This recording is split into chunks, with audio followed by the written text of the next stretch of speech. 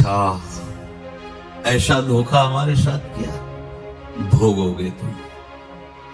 ये जो निकलता है ना भोगोगे, ये अकाट्य होता है। क्योंकि किसी का भी हृदय, मान लो किसी भी जीव जंतु को आप कष्ट दें और उसका हृदय आह भर जाए, तो वो आह वज्र की लिखत में भोगना पड़ेगा। वो आह किसी की ना लेना जिंदगी। कोई ऐसा कोई आह भर करके कह दिया तुम समर्थ हो, हम तो कुछ कर नहीं सकते, और अंदर से दुखी, फिर तुम्हारी सामर्थ्य काम नहीं करेगी, मिट्टी में मिला देगी। ऐसा नहीं कि आप जो कर रहे हैं कोई देख नहीं रहा, कोई हिसाब किताब नहीं, जो कर रहे हैं अवश्य में भोक्तव्यम, बहुत सावधान।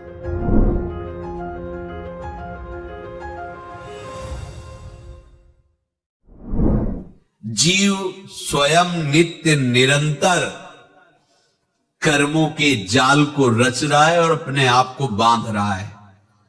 आपको मुक्त होना है, बंधना नहीं है। जीव का जन्म कर्मों के अनुबंध से होता है, कर्मों के बंधन से होता है, और उसको अपना ऋण चुकाना होता है।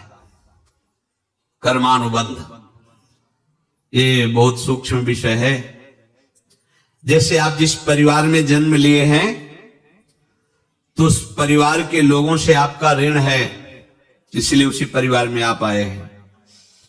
और ऋणानुबंध, उसको बिना चुकाए या बिना वसूल किए आप वहां से जाएंगे नहीं। आपको लेना है तो वसूल करना है, और देना है तो चुकाना है।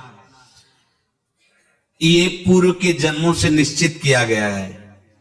जैसे किसी के यहां पुत्र हुआ, जन्म से ही पैसा खर्चा शुरू हुआ, बड़ा हुआ तो उद्दंडता के द्वारा मार पूरे परिवार को क्लेश पर क्लेश देता चला जा रहा है। ये तुम्हारे कर्म का फल है।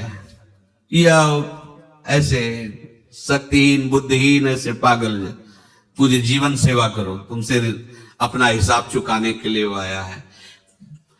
अब परिवार के जो सदस्य जुड़े आके, और पत्नी आते ही पूरी हृदय में आनंद, परिवार में आनंद, और जीवन भर वो आनंद ही सुख देने के लिए उसका जन्म हुआ। वो अपना ऋणानुबंध मुक्त, और आते ही भयंकर क्लेश खड़ा कर दिया, बीच में दीवार और झगड़ा ऐसा, फिर अतरे दिन मारपीट शुरू, कलह अशांति, पूरा जीवन नर्क हिसाब करने आए। यहां ऋण चुकाए बिना कोई जा नहीं सकता, ऋण चुकाना पड़ेगा। किसी का ऋण वसूल करना है तो किसी को ऋण चुकाना है, दोनों काम करने होते हैं। अनेक जन्मों में अनेक लोगों के साथ हमने जो बर्ताव किए हैं, अच्छे या बुरे, वो होंगे। अब किसी आदमी को हम जानते नहीं, अचानक मिला, अचानक टक्कर लगाओ, मार पीट गाली गुप्ता सब कर दिया, चुपचाप सह लो। क्यों? ये आपका हिसाब है, पूर्व का हिसाब। हमारा उससे कोई द्वेष नहीं, कोई संकल्प नहीं। अचानक घटना घटी और हमसे द्वेष करने लगा, हमें पीटने लगा, हमें गालियां दे, ये हिसाब है, चुपचाप सह जाओ। अपने घर का भाई ही भारी दुश्मन बन गया और क्लेश, हिसाब है। एक प्रभुदत्त ब्रह्मचारी जी की वाणी में पढ़ा था, एक महात्मा जी भ्रमण करते थे, तो उस समय असरफियां चलती थी, मोहरे असरफियां, उनको भेंट में देते लोग। तो या तो ठाकुर सेवा में लगे तत्काल, या संत सेवा में तत्काल लगे, उसका संग्रह करके डोलना ये ठीक नहीं है बैरागी के लिए, सिद्धांत में ये ठीक नहीं है। तो जब 2, 4, 6, 8 ऐसे मोहरे हुई, तो उन्होंने विचार किया कि और भ्रमण करके जब काफी मोहरे हो जाएंगी, तो प्रयागराज में जब कुंभ पड़ता है, एक बार पूरे सब अखाड़े के संतों को, अलग अलग संप्रदाय सब संतों को बुलाएंगे और सबको खुआएंगे। अब साधु है तो यही विचार करेगा, और क्या विचार करेगा। तो उन्होंने ऐसे डंडा बनवाया, बेंत, जो ऊपर से चूड़ीदार और भीतर पोला, और मोहरे उसमें डालते गए। और भ्रमण, जहां जहां श्रद्धालु भगत थे सबके यहां जाना और इच्छा रखना कि एक मुहूर्त तो दे दे दक्षिणा में। कामना कोई भी हो वो बांधती ही है, ध्यान रखना। इसीलिए प्रभु जो चाहे वो करे, अपनी चाह नहीं रखनी चाहिए, अपनी चाह प्रभु की चाह में मिला देनी चाहिए। धीरे धीरे वो छड़ी भर गई, भ्रमण करने वाले महात्मा चूड़ी लगाई, इंतजार करते रहे जब प्रयाग का कुंभ पड़ा तो चले। तो रास्ते में एक गांव में पूछा जाता है, जैसे कहे रुको कि कोई श्रद्धालु ऐसा है जो संत सेवी है। तो कुछ लोगों ने बताया हाँ एक परिवार में बहुत संत सेवी हैं और आपको मिलाते हैं उनसे। आइए महाराज, घर में रुका, खूब अच्छा हलवा पूड़ी पवाया और जो घर के मालिक थे चरण दबाए। चरण दबाते दबाते उनकी दृष्टि पड़ी उस डंडे पे, उनका इतना मोटा और ऊपर से कुछ चूड़ी सी भी नजर आ रही, इस डंडे में तो कोई रहस्य है ही है। अब महात्मा जी को खवा पिला के सुला दिया। महात्मा जी जब सो गए तो पत्नी से धीरे से कहा, वो डंडा लाओ बाबा जी का डंडा। वो चूड़ीदार जो ही खोला पलटाया तो सैकड़ों मोहरे। ऐसे संत रोज पधारे भगवान, तुम आनंद हो जाए फिर क्या। पत्नी से कहा नाप के कंकड़ लाओ। वो तो महात्मा जी तो खाए खीर पूरी, आराम से सो रहे। रात में पूरी प्लानिंग करके उसमें कंकड़ भर के चूड़ी लगाकर सिराने रख दिया, सारी मोहरें हटा ली। महात्मा जी आराम से छड़ी उठाए तो वजन पक्का। वैसे बड़े लोग चतुर होते हैं, पर ये नहीं जानते कि कर्म कितना भयानक होता है। और उनकी कोई संतान नहीं थी, पर धन में इतना प्रेम उनको था। बहुत सावधान, साधु महात्माओं के पास जो अर्थ है, गृहस्थी अगर आता वहीं से है, पर अगर उसको जोर जबरदस्ती या किसी छल कपट से, तो वो उसका विनाश ही करता है। आज तक का प्रमाण है। अब उनको ये भाव पता नहीं होगा, या पता होगा तो लोभ के कारण वो उसको मान नहीं पाए होंगे। महात्मा जी गए प्रयाग में, किसी अखाड़े पर रुके और वहां प्रार्थना की कि कल जो है संपूर्ण अखाड़ों का निमंत्रण किया जाए और सब संतों को भोग पवाया जाए और उनको दक्षिणा भी दी जाए। महंत ने सोचा कि बहुत बड़ा है तो उत्सव है, क्योंकि प्रयाग में कितने हजारों संत महात्मा सब। तो उनका महाराज बोरों इसमें चीनी और टीनों घी लगेगा, सब व्यवस्था। बोले आप मंगाइए, एक एक हिसाब हम करेंगे, हमारे पास सब व्यवस्था है। बोले कुछ तो पहले दे दो, वो इकट्ठे देंगे हम। उनको था कि अगर हम छड़ी खोला और दो चार मोहरे दी, किसी को पता लग गया तो गड़बड़ हो सकती। बोले हम भंडारे के समय आखिरी में सब कुछ आपको दे देंगे। ठीक, वो अपने पास से पैसे लगाकर खूब जितना सामग्री सब लाए, लाखों की, और सब संतों को निमंत्रण कर दिया। संत जन निमंत्रित हो गए, भंडारा बन रहा है। तब वहां के महंत है, उनका देखो भंडारा भी बन रहा है, संतों को निमंत्रण। अब आप अर्थ की व्यवस्था कीजिए, क्योंकि इतनी बड़ी हमारी सामर्थ्य नहीं थी जितना हमने किसी तरह हमने व्यवस्था की। अब मुझे अर्थ चाहिए, तभी आगे की व्यवस्था बढ़ेगी। संतों को दक्षिणा देंगे और जिनसे अर्थ लिया उनको दे। देखो रसोई बन गई है सब।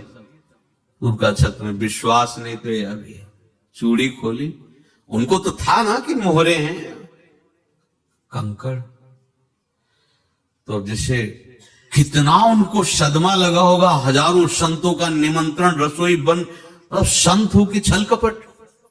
तो उनका महाराज आपने तो हमारा नाश कर दिया, जो महंत थे। अब बताओ रसोई बन गई, संत निमंत्रित हो गए और आप ये कंकड़ दिखा रहे हैं हमको। आपने तो हमें बर्बाद कर दिया, हमारी इतनी सामर्थ्य नहीं थी, आप पहले बता देते। संत होकर ऐसा छल कपट। और वो बोले तो क्या बोले, क्योंकि उनको पता था कि मोहरे हैं इसमें। अंदर से उनका चिंतन गया उसी सेठ के पास। अच्छा, ऐसा धोखा हमारे साथ किया, भोगोगे तुम। ये जो निकलता है ना भोगोगे, ये अकाट्य होता है। क्योंकि किसी का भी हृदय, मान लो किसी भी जीव जंतु को आप कष्ट दें और उसका हृदय आह भर जाए, तो वो आह वज्र की लेखे तुम्हें भोगना पड़ेगा। वो देखो भीष्म जी को भोगना पड़ रहा है ना, सांप को ऐसे धनुष के नोक से उठाया और बंबूल के कांटों के ऊपर फेंक दिया, कई दिन तक शेदा हुआ, वो आह भर करके मरा। तो आपको 6 महीने बाणों की सैया पर आह किसी की ना लेना जिंदगी में। कोई ऐसा काय, कोई आह भर करके कह दिया तुम समर्थ हो, हम तो कुछ कर नहीं सकते, और अंदर से दुख, फिर तुम्हारी सामर्थ्य काम नहीं करेगी, मिट्टी में मिला देगी। फिर ये तो संत थे और भगवत आराधना के लिए, संत आराधना के लिए ही ऐसा किए हुए थे। अब इनका कैसे मुंह दिखाएं, अब क्या करें। सुबह संत जन आएंगे, सबके बीच में हमारी कि देखो इन्होंने, अब क्या करें। गए और संगम में जाके छलांग लगाई, अपने प्राण त्याग दिए। अब उनके तो पास मोहरे थी और व्यापार बढ़ा, और 9-10 महीने बाद ही लड़का हुआ। अब तो उनको आके संत फलीभूत हो गया। देखो व्यापार चल रहा, लड़का नहीं होता था, लड़का भी हो गया, बड़ा आनंद छा रहा है। जब से वो प्रकट हुए और धन की वृद्धि शुरू हो गई, पढ़ाई लिखाई में उनके खर्चा हुआ सब, बस बीमारी शुरू हो गई उनके शरीर में, अब उसमें पैसा जाना शुरू हुआ। इतने आसक्त वो दोनों हो गए कि कुछ भी हो, व्यापार ठप, संपत्ति बेचना शुरू।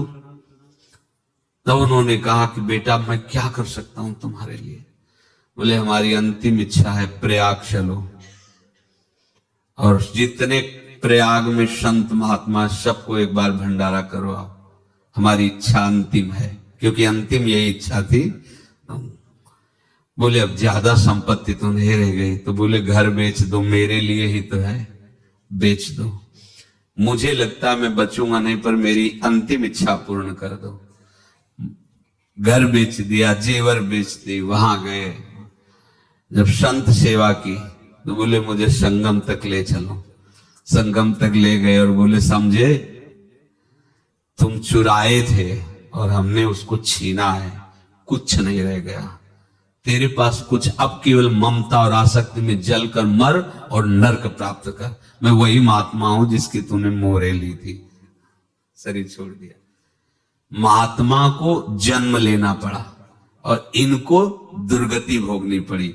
ऋणानुबंध होश में, ऐसा नहीं कि आप जो कर रहे हैं कोई देख नहीं रहा, कोई हिसाब किताब नहीं, जो कर रहे हैं अवश्य में भोक्तव्यम, बहुत सावधान। अनेक जन्मों में अनेक लोगों से जो कुछ लिया दिया है, इस लेने देने को मिटा देने के बाद ही तुम मुक्त हो गए। इसीलिए एक उपाय है, लेना न देना मगन रहना। क्या? मालिक को समर्पित हो जाओ, मालिक को अपना माना हुआ समर्पित कर दो, खत्म। अहम त्वाम स्वरूपापिभ्यो मोक्षयिष्यामि, सब खत्म, आगे पीछे लेना देना सब खत्म।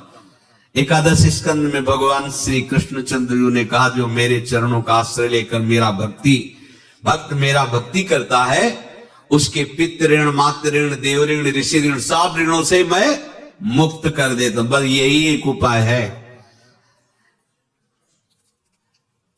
जो इसके बंद करने का उपाय भक्तों के लिए है, वो यही है, भगवान की शरण में होकर अपना माना हुआ पूरा भगवान के अर्पित कर दो। अर्पित करने का तात्पर्य उसमें अहम हटा दो।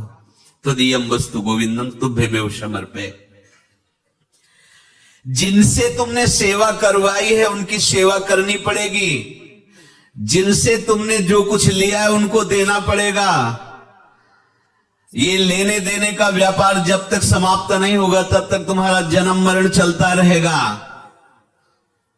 अब आपको यहां समझना है, यदि आपसे किसी ने पैसे लिए बेईमानी करके नहीं दे रहा है तो आप उसको गाली मत दीजिए, आपने बेईमानी की थी इसलिए आपकी बेईमानी हुई है, ले गया, कोई बात नहीं है, बंधन से मुक्त हुए, जो बोझा था चला गया। उसको ऐसा ना देखे कि ये बेईमान हमारे रुपए मार लिए, अब जो कुछ होगा देखेंगे। अगर आप आगे नया कुछ करते हैं तो फिर आगे का हिसाब आपको भोगना पड़ेगा, ध्यान रखना। ऐसा नहीं है कि आपको भोगना नहीं पड़ेगा।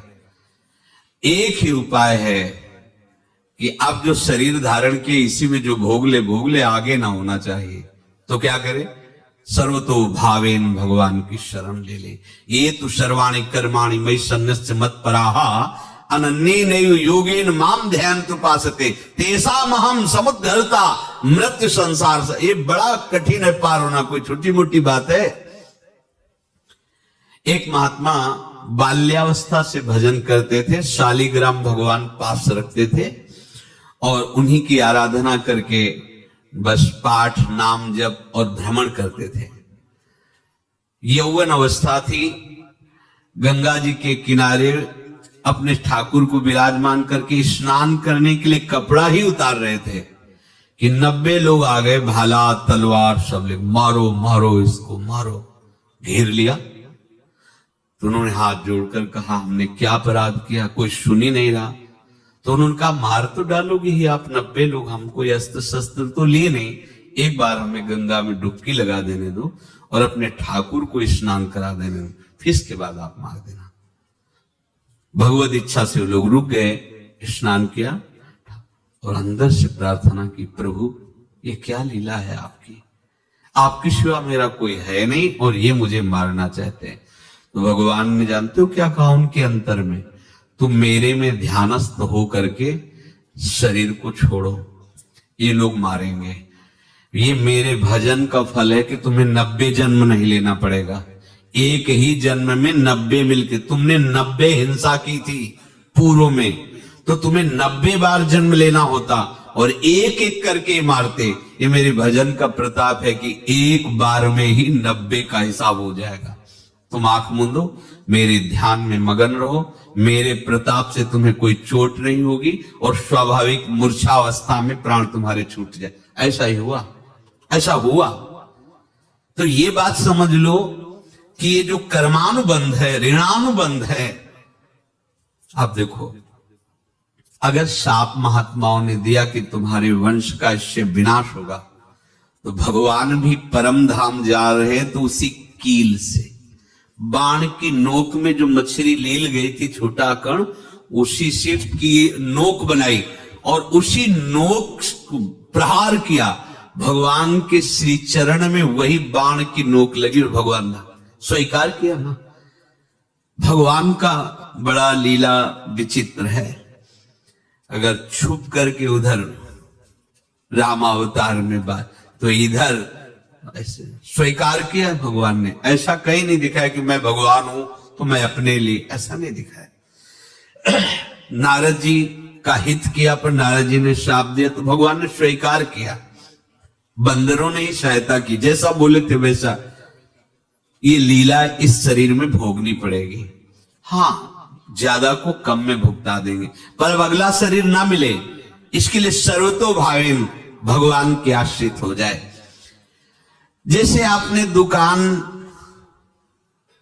फैला रखी है तो उसमें दो काम होते हैं, लेना और देना। किसी को उधार दिया है तो हमें उसे लेना है, और कोई नगद देकर सामान ले रहा है तो उसे सामान देना है, या उधार लिया है तो हमें उधार देना है। अब अगर दुकान बंद करनी है तो तुम्हें देने वालों पर जोर देना है, लेने वालों पर जोर नहीं। लेने वाला तो जाओ हम क्षमा किया, समर्पित किया, हमारा कोई संबंध नहीं, खत्म हो जाए, वो खुशी हो जाएगा। लेकिन देने वाला तुम अगर दुकान भी उठा दोगे तो जहां भी रहोगे तुम्हारे पास वो आएगा, लाइए हमारा।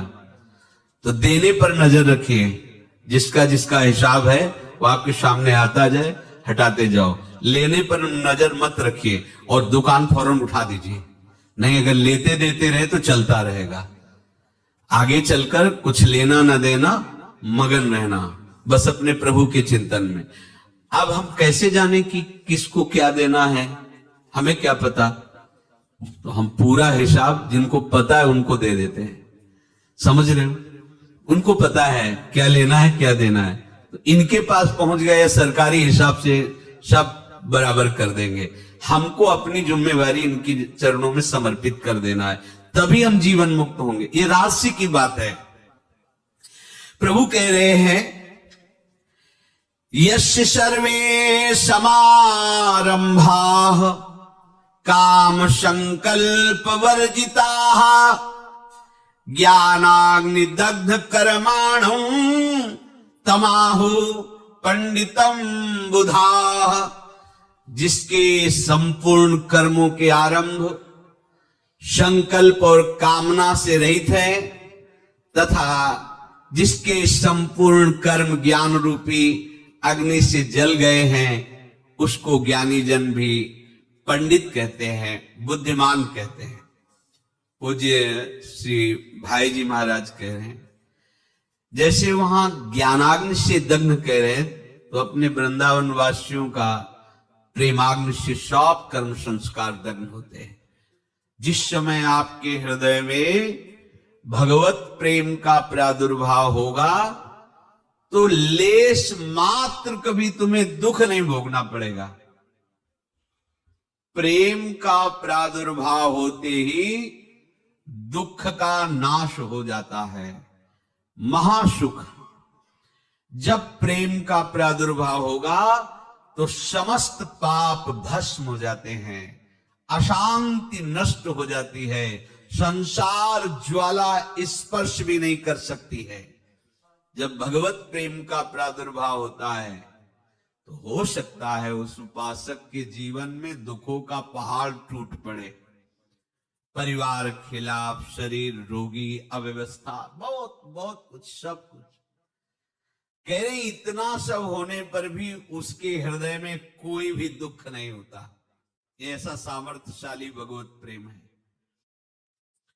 भगवान के चरणार बिंद का जिसके हृदय में प्रेम है, भारी से भारी दुख भी उनको विचलित नहीं कर सकता।